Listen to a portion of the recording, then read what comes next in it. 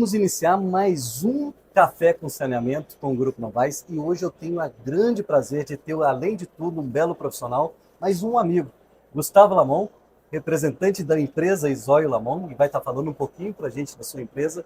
E nós vamos trazer hoje um tema muito interessante, que é como verificar se um medidor de vazão que está instalado no campo, que a gente corre em diversos municípios, Gustavo, e a gente percebe que as pessoas que estão operando o sistema de abastecimento de água, eles têm muita dúvida se o equipamento está marcando correto ou não, né? E eu queria que você falasse aqui, explicasse para todo mundo quais são os parâmetros ou o que ele tem que verificar, quem está operando o sistema, se aquele equipamento está marcando correto, se não está, a forma de instalar se está correta ou se não está. Então, inicialmente, meu muito obrigado e gostaria que você se apresentasse para o pessoal e depois a gente falasse aí dos parâmetros de monitoramento de vazão aí.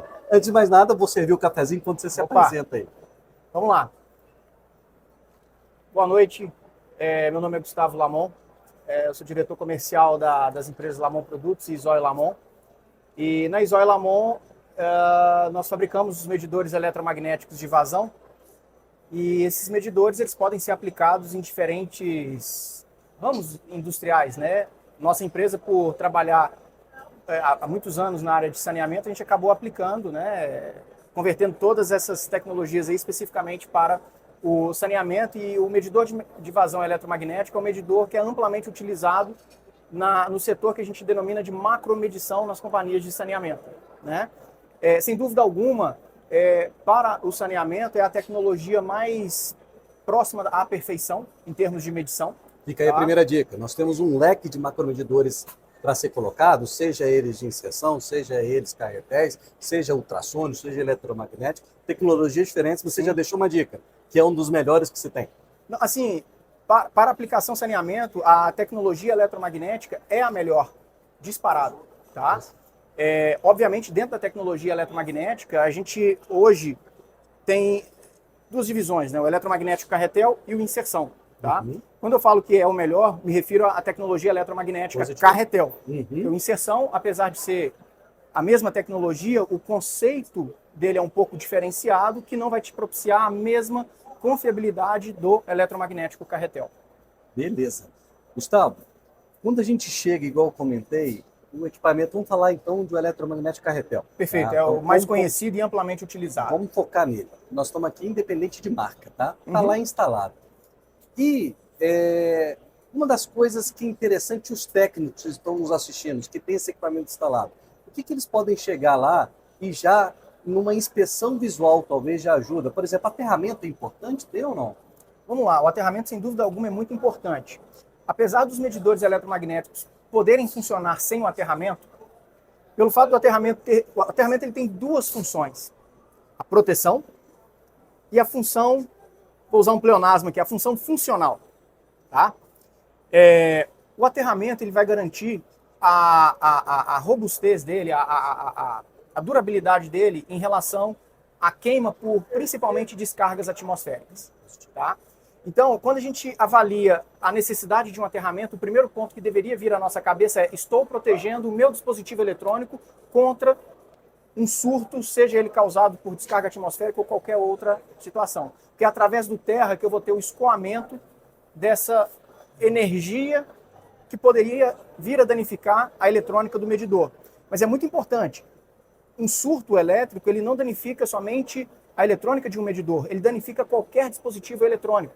Tanto que, hoje, nas construções das casas, você hoje não aprova um projeto se você não tiver um aterramento ali. Porque você hoje, na sua residência, tem uma série de dispositivos eletrônicos, a começar pela televisão, geladeira. Se elas não estiverem bem aterradas, vem uma descarga atmosférica, vai torrar tudo, né? Então, o melhor protetor contra surtos que existe é justamente o aterramento. Quando a gente vai para o lado funcional, é muito comum nós termos instalação desses medidores próximos a conjuntos motobomba. Como é que eu vou dizer? Um conjunto motobomba regulado por um inversor de frequência. Okay. O inversor de frequência é um dispositivo que me gera uma série de, que a gente chama de ruídos elétricos, que podem causar interferência na minha medição.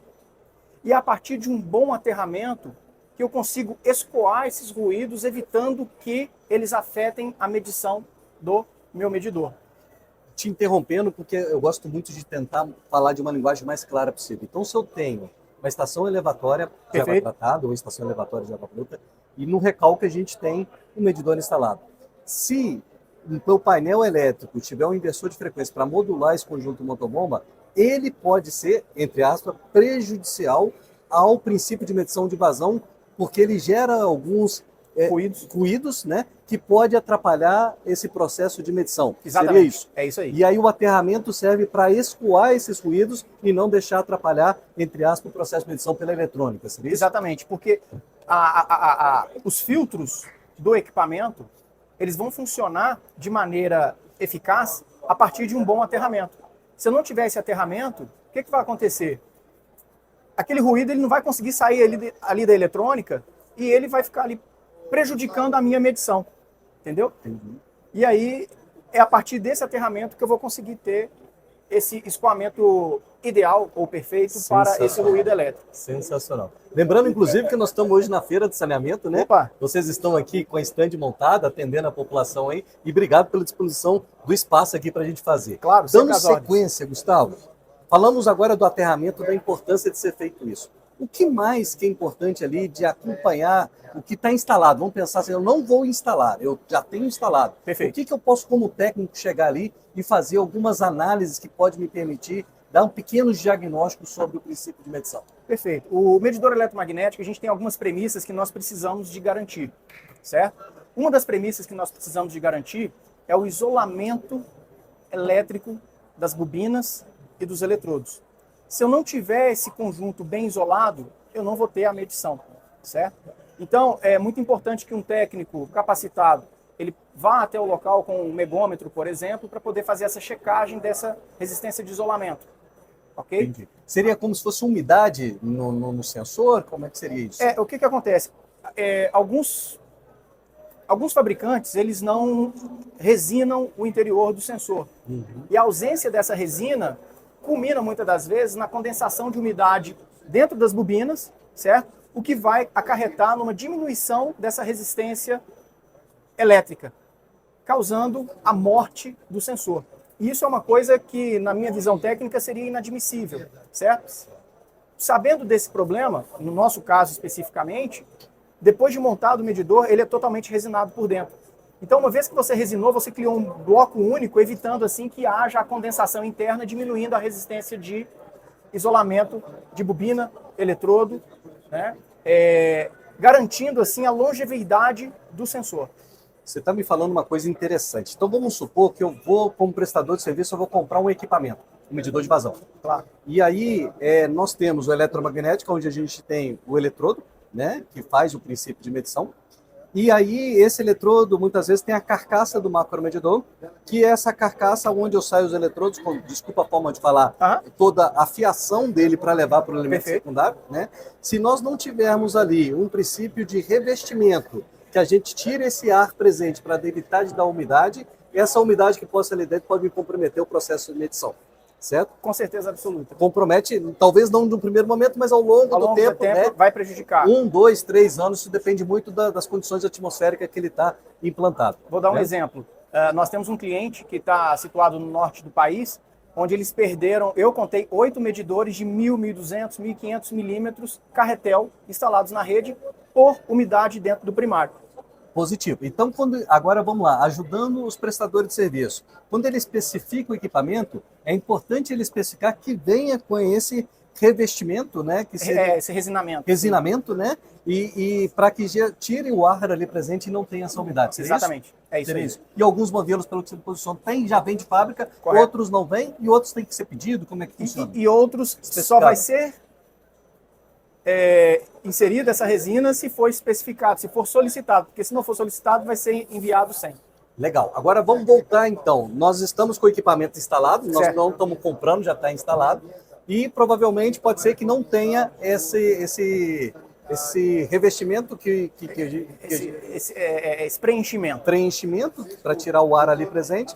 E um megômetro no campo, ele consegue identificar essa presença ou não de umidade? Como é que funciona? Não é que ele vai detectar a presença de umidade, mas a presença dessa umidade, normalmente, ela caracteriza ela cria ali uma baixa, ela diminui a resistência de isolamento. Então, a partir da medição com o megômetro, você verifica que a resistência de isolamento dele está abaixo das características determinadas pelo fabricante. Estando nessa condição, você já pode presumir que existe ali a presença de umidade. Uma grande tendência, não necessariamente. Pode ser que houve uma deterioração ali e tal, mas normalmente para que isso ocorra é sempre causado por umidade ou água no primário. Fica aí uma dica. Você que opera um sistema, tem um técnico, isso é importante fazer com o técnico, né? Principalmente na área de elétrica. Né? Exato. Eletroeletrônica. Elétrica e eletrônica. Com o megômetro é possível de fazer esse diagnóstico para você já ter uma primeira certeza se o que está medindo ou não, você tem um pouquinho mais de precisão ou não. Correto. Com esse indicador. Agora, uma situação muito importante, é muito comum nós termos os eletromagnéticos aplicados em medição de esgoto, água bruta e até mesmo água tratada, onde a gente tem a presença de ferro manganês. Nessas 3 características de fluido, né, que eu acabo de informar, é muito comum de haver depósitos, seja de materiais eletricamente condutivos ou eletricamente isolantes em toda a camada ali em toda a camada do tubo sensor, inclusive sobrepondo os eletrodos. E nessas condições é muito evidente a perda da medição, certo? Você começa a ter uma medição para menos quando isso ocorre, tá? Então todas as vezes que, por exemplo, você vai a campo com a pitometria, na pitometria você está lendo lá 100, só que o seu macromedidor está lendo 70. A probabilidade é muito grande desse equipamento estar com os eletrodos sujos, seja por material eletricamente condutivo ou eletricamente isolante, tá? E aí, nessa condição, a única forma que você tem de resolver é abrindo o medidor e limpando-o. Porém, existem fabricantes, como no nosso caso, que nós temos um sistema denominado sistema de autolimpeza dos eletrodos, onde eu aplico uma tensão reversa aos eletrodos que os mantém despolarizados, evitando assim um acúmulo dessa sujeira, tá? Então a gente consegue ter uma durabilidade dessa medição. Por exemplo, nós temos um cliente que ele utiliza equipamentos de um concorrente e o nosso. O equipamento do concorrente é questão de semanas, ele tem que abrir para limpar. O nosso, esse ano, completou 10 anos, nunca precisou de abrir para limpar, graças ao sistema de autolimpeza, certo? E o nosso sistema de autolimpeza deu tão certo, que nesse ano nós entregamos 100 conversores para ser utilizado no sensor do concorrente, pois, devido aos testes que eles fizeram, deu certo. O sistema de autolimpeza, quem realiza a autolimpeza é a eletrônica. Então, essa eletrônica, associada a este outro sensor, o sistema de autolimpeza funcionou e foi validado pelo cliente, certo? E aí, devido a essa validação, eles optaram por, ao invés de trocar todo o conjunto de medição, manter o sensor lá, porém utilizando a nossa eletrônica para realizar essa função da limpeza. Legal. Então, para o pessoal entender, né? Dentro de qualquer tubo, e o medidor ele tem lá o revestimento interno dele com contato de água, né? Você falou alguns tipos de água aqui, por exemplo, no caso da água bruta, vai formando tipo um biofilme interno, né? Esse é como se fosse um lodinho interno, uma analogia, por exemplo, o box da nossa casa que a gente toma banho, se você não lavar ao longo do tempo, ele forma aquele lodo que forma ali, só personalizar. E esse biofilme, se ele preencher o eletrodo que fica ali, ele começa a atrapalhar o princípio de medição. Correto. Né? E aí a única forma, quando não tem esse princípio que você comentou de autolimpeza, é tirando o equipamento e fazendo a limpeza. E a gente sabe a dificuldade, né, de tirar um equipamento desse e fazer. Né? Vamos lá, Gustavão, tá legal esse papo, que eu tô sentindo aí que muitas pessoas que estão no campo é interessante. Uma das coisas que os medidores também têm, Gustavo, e eu vejo muito isso, é verificar a calibração dele, principalmente quando ele está com vazão zero. Perfeito. Né? O que acontece muitas vezes na prática? O medidor está colocado na saída de um reservatório, né? E às vezes a pessoa não instala um registro ajusante do macromedidor, né? E eu instalo o registro antes, que normalmente né, do medidor. E aí quando eu fecho esse registro, o fluxo de água puxa essa água e ele vai praticamente ficar sem fluido, né? Para mim fazer o parâmetro zero. Então você recomenda sempre também colocar aqui é um bate-papo, né? Que a gente está fazendo, pensar sempre em instalar um registro ajusante para me fazer esse fator zero dele ou não? Com certeza, porque aconteceu comigo, inclusive, junto a um cliente, e felizmente lá havia essa válvula a jusante do medidor, né? Então, para a gente fazer essa checagem do zero, fechamos ela e validamos que o medidor realmente estava marcando zero, porque havia essa dúvida. Tá? É sempre muito importante, ao instalar um medidor em campo, porque por mais que ele tenha sido zerado em laboratório, as características elétricas da bancada é uma, e em campo, as características elétricas são outras. E essas diferenciações nessas características elétricas podem criar drifts nesse zero. Então é importantíssimo que, ao instalar um medidor, principalmente aqueles que serão submetidos a velocidades extremamente baixas, certo? Seja feita essa checagem do zero. Tá? Então, como projeto, sempre no projeto, fica aí para os projetistas, e mesmo que tenha falha do projeto, se você está acompanhando a execução de um eletromagnético Carretel, sempre pedir para colocar o medidor ajusante, respeitando o distanciamento. A válvula ajusante, para a gente poder fechar e fazer o zero, respeitando a distância também, parametrizada pelo equipamento, porque tem equipamento que pede distância de trecho reto. Esse é um ponto muito importante, puxou aqui uma coisa que eu lembrei. Sim, a recomendação é de que sempre haja o trecho reto mínimo e cada fabricante determina o seu. Porém, há fabricantes hoje que possuem certificações que atestam o uso do seu equipamento sem o devido trecho reto. Tá? Então, por exemplo, o nosso equipamento, você pode colocar ele colado com uma válvula VRP.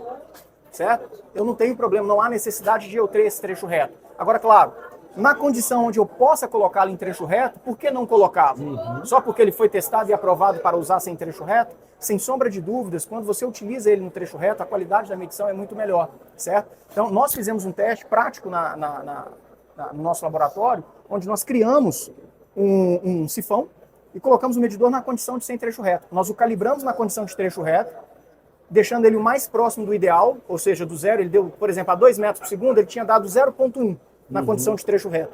Quando nós o submetemos na condição de sem trecho reto, esse erro ele foi aumentado para 0,3. Ou seja, houve um acréscimo de 0,2% na medição, de erro na medição. Só que esse acréscimo ele ainda estava dentro da característica de erro permitida pelo equipamento. Entendi. O fato é, o equipamento mede. Há sim uma diferença nessa medição, mas essa diferença ela pode ser considerada desprezível para a aplicação do medidor. Beleza, então fica aí a dica, se você tiver um espaço para colocar o trecho reto, sempre recomendado. Claro. Gustavão, para fechar agora, uma dúvida que eu tenho aqui, eu vou usar você como especialista. Aliás, a gente roda bastante a Brasil afora com saneamento e eu tenho o prazer de ter aqui do lado um dos caras que mais conhece de princípios de medições, né? Começou lá a história atrás com a pitometria, desenvolvimento da maleta, veio toda a parte na sequência da instrumentação. Então isso eu sempre aprendo, então vou aproveitar o momento também para aprender. Eu sempre percebo que nos catálogos dos medidores nunca recomenda a instalação dele na vertical, na descida, né? Então a gente sempre tem processos de instalação na subida na vertical possível e na horizontal sempre recomendado. Mas na descida nunca pelo menos os catálogos vêm mostrando, não é correta a instalação. E na minha cabeça, assim, se eu tenho um conduto forçado, né? Se eu tenho água no reservatório, na descida, o porquê não medir na descida? Explica isso para mim. Vamos lá, é mais por uma característica conservadora, certo? Porque na descida eu posso ter uma condição onde a minha pressão vai diminuir muito, fazendo com que na descida eu tenha, ao invés de o fluido ele descer naquele tubo de forma homogênea, ele pode descer por gotas de água, certo? Pode ter ar devido a essa pressão muito baixa, essa velocidade muito baixa, tá?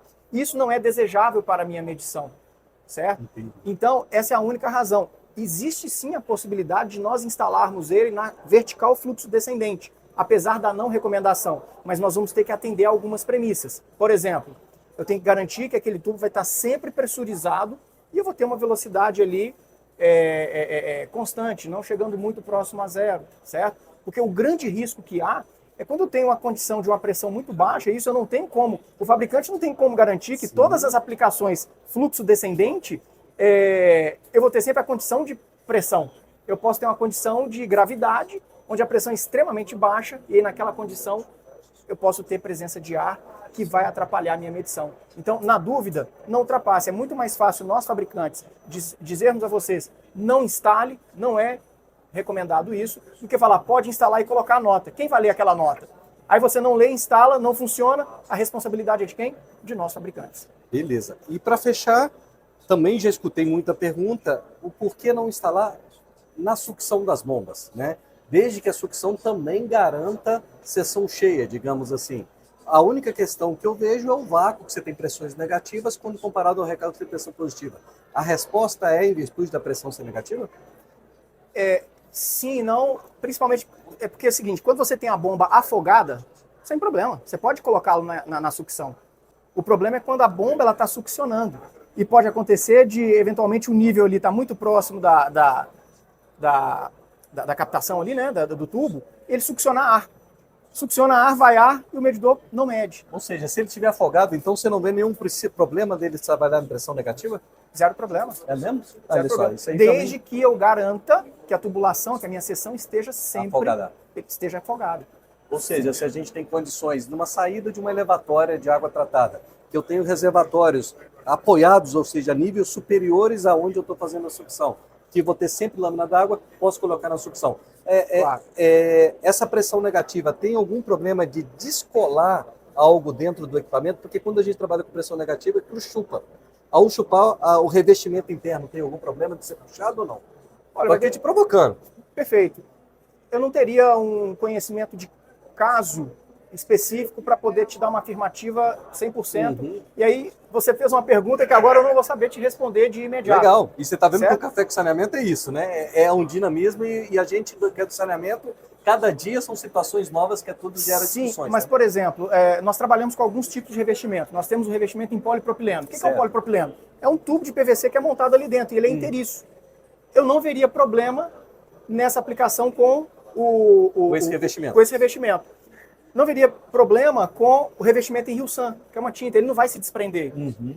Mas se eu estiver utilizando um revestimento de borracha macia, por exemplo, eu já teria uma ressalva aí. Uhum. Diferentemente do ebonite. O ebonite, por ser uma borracha vulcanizada, não teríamos problema. Normalmente esses vácuos ao qual você menciona não são vácuos absolutos. Deve ter aquele 0,5 MCA de pressão negativa, 1 MCA de pressão negativa. Diria que não teria problema, mas por eu nunca ter vivenciado uma aplicação como essa, né, não dá para afirmar. Eu não consigo afirmar e eu teria que discutir, né, com meus pares, né, que talvez já tenha vivenciado uma situação como essa, para que eles possam, Gustavo, sem problema ou não, Gustavo, pode acontecer isso, pode acontecer aquilo. Legal. Para a gente encerrar, Gustavão, muito importante também, quando você instala o equipamento, pensar e deixar na sequência, ou a jusante ou a montante, algum espaço para a gente fazer uma checagem em campo com outros instrumentos. Como, por exemplo, eu sou amante, eu sempre falo, da pitometria, né? Gosto do processo, né?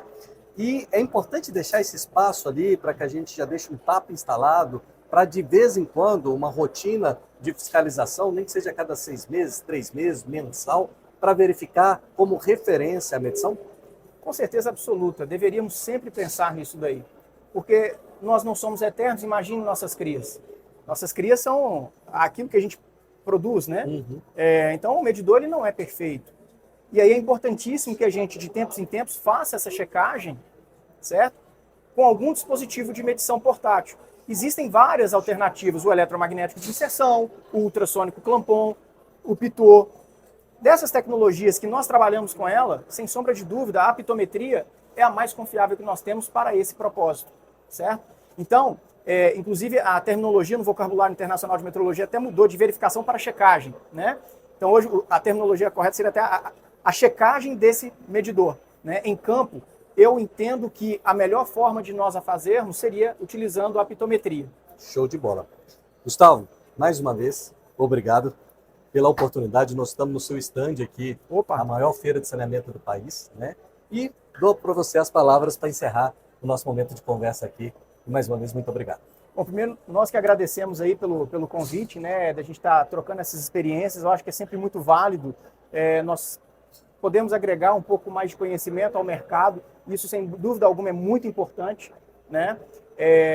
Agradecer pela visita, mais uma vez, pelo convite, e nos colocarmos aí à disposição, né, lá da Isoy Lamon, e quem quiser conhecer um pouquinho mais, pode visitar o nosso site, o www.lamon.com.br, né, entrar em contato conosco e nos colocamos à disposição de todos vocês, nossos valorosos clientes. Obrigado pela atenção. Forte abraço. Um abraço. Vem com nós, próximo episódio aí de Café com Saneamento vai ter cenas interessantes aí. Gustavão está complementando com a gente e a gente quer ver se semanalmente a gente está sempre postando algo para levar um pouquinho de conhecimento para vocês.